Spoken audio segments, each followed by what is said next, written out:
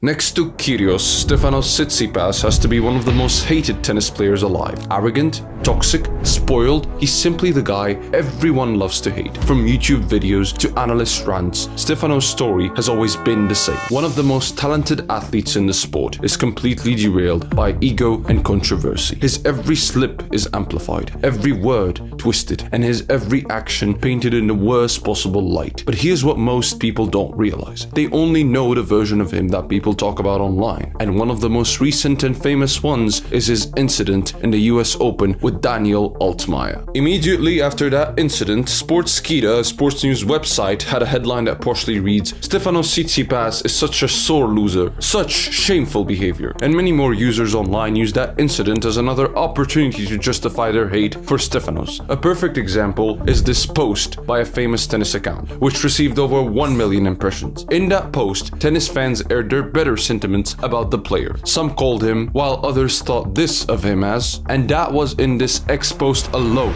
Simply put, the court of public opinion had found Stefanos guilty. But was the online judiciary system really right in their judgment? What actually happened? So early this year, on August at the US Open, in a match with Daniel Altmaier, Tsitsipas engaged in a 5-set battle with the Frenchman. The match was long, physical, and lasted about 4 hours and 26 minutes. During the 4th set, Altmaier employed underarm serves as a way to try to disrupt Tsitsipas' rhythm. This tactic, though permissible under tennis rules, the ethics and sportsmanship around them remain contentious. The end, Tsitsipas ended up losing, and so, after the match, tensions boiled over at the net during the handshake.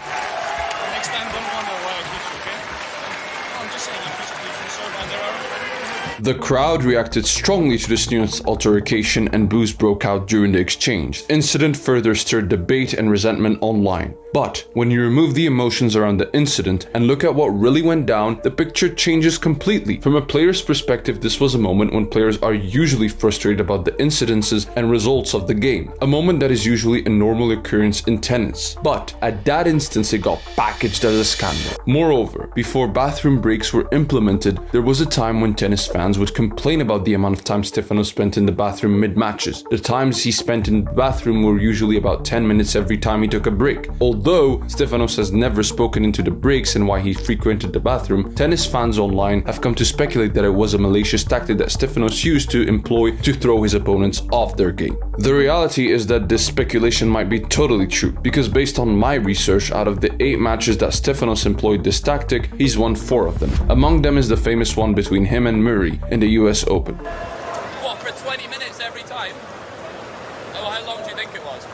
But on the other hand, you can't ignore the fact that he's also lost 4 of these 8 matches. The outcomes of these matches were purely random and never followed an established state of result. Nevertheless, despite the fact that this underhanded tactic may have helped Stefanos secure some of the wins, one crucial detail got lost in the translation. Critics only focused on the matches that Stefanos won, and that got a lot of attention online than anywhere else. But then, here's where things get interesting. While everyone online was painting him as egotistical and a sorry loser, there was another story that nobody was talking about. Behind the scenes, Stefanos has always praised his competitors even after losing, and also gave rackets and wristbands to ball kids and fans after the match. He has also been vocal around environmental conservation and has been seen spending time and supporting his family, especially his brother Petros. This isn't the behavior of the villain people describe him as. This is someone being completely misunderstood. So why did this version of him become gospel? Well, I like to think of it in line with the domino effect. It starts with one small but big moment about something real and controversial, and from there it gets weaponized. One narrative feeds another, and an analyst online and offline builds on it. Rival fans also join the bandwagon and run with it. Before you know it, everyone knows who this guy is, even if they've never actually paid attention to the full context. However, when you actually look at the evidence, when you step outside the narrative, something becomes clear. The image the media has built is partly not who the person actually is, and that is very terrifying. Because of this, you might ask, what's the true color of Stefanos? Who is Stefanos really? Honestly, I don't know. Nobody does, apart from Stefanos, of course. So instead of jumping onto stories out there, we should take chance and learn who he really is without jumping into sentiments. At the end of the day, this is a sad story about how a narrative can take on a life of its own, about how one person can become a symbol of something foul